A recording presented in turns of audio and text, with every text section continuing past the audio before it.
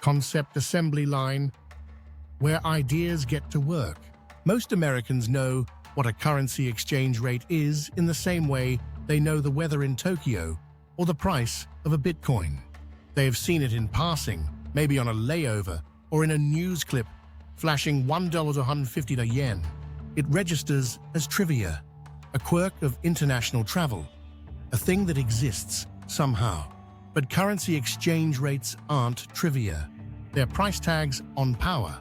They decide who wins and who loses in global trade, who gets the factory and who gets the bill, who drives the imported SUV and who makes it. And at the center of it all, like gravity itself, is the US dollar. Imagine a company in California wants to import high-end camera parts from Japan. The Japanese manufacturer wants to be paid in yen. The American buyer deals in dollars. So before any camera part changes hands, a different trade has to happen. A currency trade. The US importer sells dollars, buys yen, and sends the yen overseas. Multiply that by thousands of companies and trillions of dollars in goods, and you start to see why the price of a currency, its exchange rate, matters. The more people want your currency, the more expensive it gets. The less they want it, the cheaper it becomes. Some countries peg their currency to another. Others let it float. But either way, the price of money, like the price of bread or gas, is set by what people are willing to trade for it. Let's say now that a business in India wants to buy steel from Brazil. They don't use dollars. They use rupees and reals. But neither side really trusts the other's currency, at least not enough to hold on to it. There's a simple solution: use dollars instead. And that's exactly what they do. The Indian buyer converts rupees into dollars. The Brazilian seller receives dollars and later swaps them for reals. The US isn't even in the deal, but its currency is.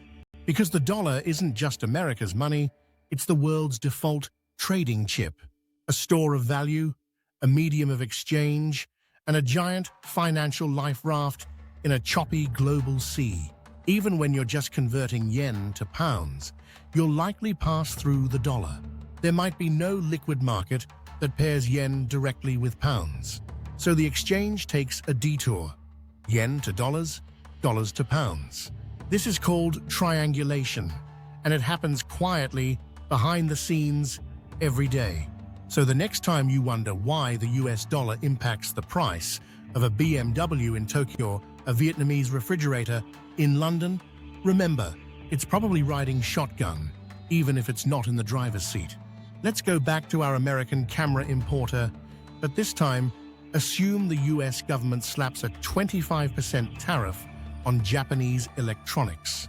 The goal is to protect American manufacturers, but protection is a messy business. Here's what actually happens. US buyers import fewer Japanese goods. That means they buy fewer yen. The demand for yen drops and the yen weakens. Meanwhile, fewer dollars leave the US, so the dollar strengthens. Suddenly, the price of a Japanese camera rises from $1,000 to $1,250 thanks to the tariff. But the yen has weakened too, which partially offsets that increase. Maybe the price settles closer to 200s. That's called exchange rate pass-through, where currency movements cushion the blow of trade policy, except it rarely works perfectly. And here's the kicker. The stronger dollar now makes all US exports more expensive abroad. So while one industry gets a bit of help, others lose competitiveness. And the domestic consumer? They're paying more, twice over. Now imagine the US puts a 20% tariff on imports from Vietnam, but only 5% on goods from the UK. To Vietnam, that 20% wall cuts deep. Suddenly, their products are too expensive in American stores.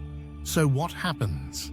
A Vietnamese manufacturer starts shipping components to the UK, where they get repackaged, reassembled, or relabeled, then shipped to the US at a 5% tariff. The UK becomes a trade funnel, not because it's cheaper or more efficient, but because it's politically advantaged. Even if Vietnam and the UK have no issue with each other, US policy has changed how they trade. Maybe UK buyers start getting Vietnamese goods at a discount as Vietnam tries to unload inventory. Maybe the UK builds factories to finish Vietnamese parts just enough to get around rules of origin laws. Suddenly, two countries thousands of miles apart are reshaping their entire supply chains because of one tariff set in Washington. Why does this matter? Because the currency they're using to price it all, settle it all, and insure it all is the dollar. It's the reference point for contract pricing, for investment portfolios, for debt repayments, and even for exchange between currencies that have nothing to do with the US. So when US policy tweaks tariffs, or the Fed adjusts interest rates, or a headline about tariffs makes investors nervous, money floods into the dollar, either chasing yield or fleeing risk. The dollar strengthens, other currencies fall, and the math that underpins the price of everything, clothes, computers, coffee beans, shifts under our feet, sometimes before anyone notices. Because this isn't abstract. That shirt that used to be $30 is now $42. That company that used to manufacture in Vietnam is now routing through the UK. That soybean farmer in Iowa just lost a contract to a Brazilian competitor because the strong dollar made US crops too expensive. You can't see it on a price tag, but it's there, in the final cost, in the delayed shipment, in the factory that didn't reopen. At the end of the day, an exchange rate isn't just a number on a ticker. It's a signal, a lever, a quiet force that shifts how nations trade, how corporations plan, how consumers spend. And for now, the US dollar is still the axis around which the system spins. But systems can shift, and when they do, the new rules won't be announced. They'll be priced in. This video is part of a broader project to reimagine public policy for real people, grounded in modern monetary theory, committed to abundance over austerity, and focused on rebuilding the freedom infrastructure of everyday life. If my work resonates with you, share it. Subscribe on YouTube for more multi-format content. Together, we can reclaim what was once built and build it back better.